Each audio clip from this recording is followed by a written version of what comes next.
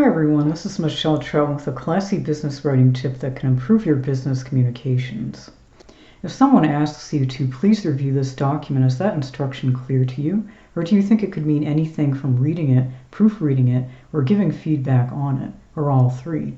Statements like that often need a refresh to make them clearer. To see how, keep watching. To see more of my videos, hit the subscribe button. And for a free checklist to help you create content that reaches the right clients, see the link in the video description.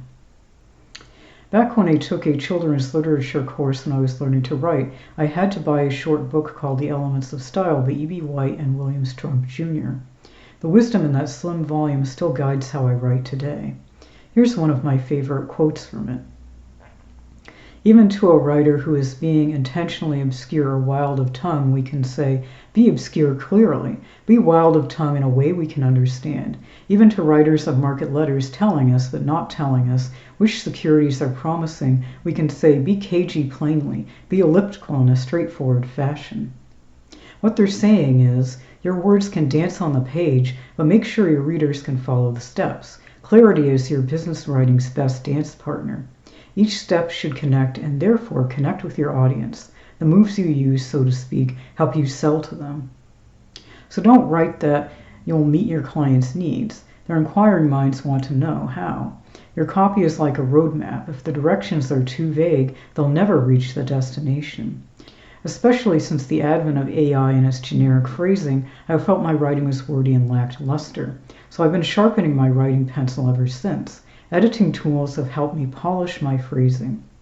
I've also chiseled away at my weaknesses. I've noticed when my wording has been more specific, especially in calls to action, it has boosted click-through rates. Refreshing my writing has helped me boost my subscriber base and gain more work. It can help you keep readers hooked and ultimately attract customers. So let's brush up on the basics. Ready to stifle the yawns and add some oomph to your writing? Vague copy is as foggy as a smudged window pane. It clouds your message and confuses readers.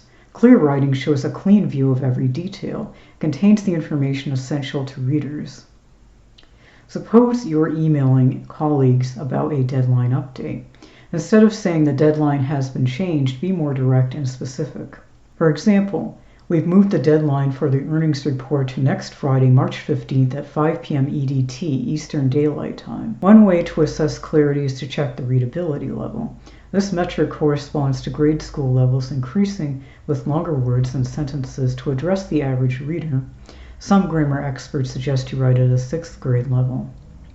Measure the readability with the Flesch-Kincaid scale, or software such as Microsoft Word, Grammarly, or the Hemingway app. So as you can see, clear writing often comes down to the words we use, but it's not always that simple. To some extent, it shows how clearly you think about your subject matter. Let's explore how to clarify a draft during or before you begin writing. Then we'll look at the wording and some punctuation more closely in the editing process. As William Zinsser wrote in his classic book on writing well, clear thinking becomes clear writing. One can't exist without the other. A more advanced form of clarifying your writing takes a bigger picture view of it and explores your overall thinking behind it. Here are some simple steps to follow in considering a writing draft. 1. State the theme or goal, your main point in one sentence. This sentence may serve as a guide throughout, helping you stick to one topic. 2. Know your reader. Put yourself in their shoes. What are their pain points, interests, and communication preferences? Thinking about them and studying what they write on social media, or even what they say in reviews or interviews, can help you refine your concept and the language you'll use to reach them. Think it through. Consider the 5 W's and the H of journalism: who, what, when, where, why, and how. As part of critical thinking based on information gathered from observation, experience, reflection, reasoning, or communication, connect these parts in a clear, structured way, building on each point. Talking to others about these concepts before you begin can help you clarify your ideas and expose you to other views. Also remember that when you make a statement and leave out some information, it could be open to interpretation.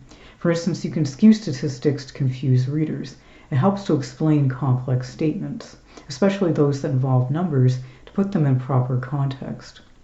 It's more honest and ethical to write what you mean and mean what you say. 4. Set boundaries. Outline the key points or break them into bite-sized chunks through a series of numbered steps. Or pretend you're writing a LinkedIn post and break each thought into bullet points or numbers. This can help you arrange your thoughts logically.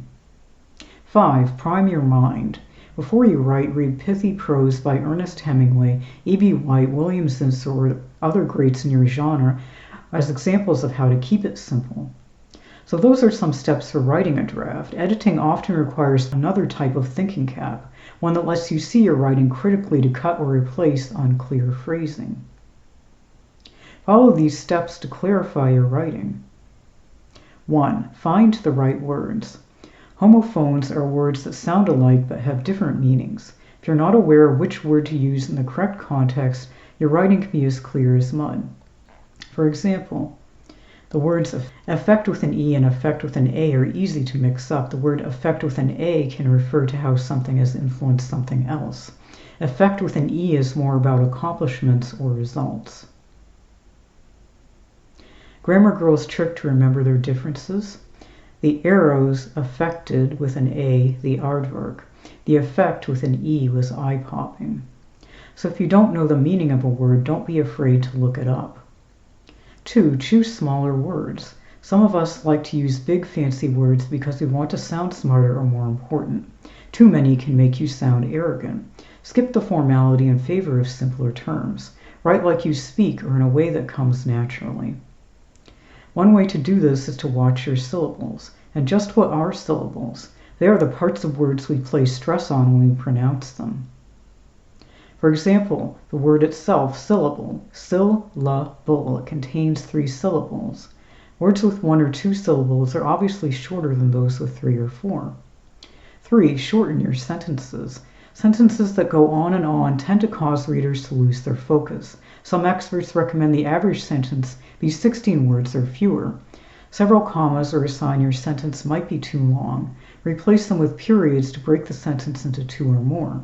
Remember that too many short sentences in a row can become boring and repetitive, so vary their length and rhythm. 4. Get to the point. I can't stress this enough. Before you begin writing anything, make sure that you cover everything. Decide how much information your piece will cover. For shorter passages, a few key points are fine. Come up with a title, even if it's just temporary, to help you focus. 5. Explain unfamiliar words and concepts. Industry jargon, foreign terms, and acronyms are among the unusual references that can muddy writing.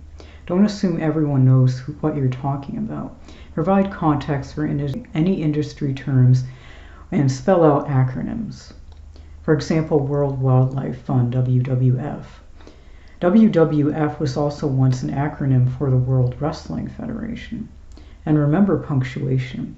As I mentioned earlier, separate long sentences into 2 or more as necessary. But what about issues like items in a series? For example, the phrase toast, eggs, and cereal. This is where the somewhat controversial topic of the Oxford or serial comma comes in.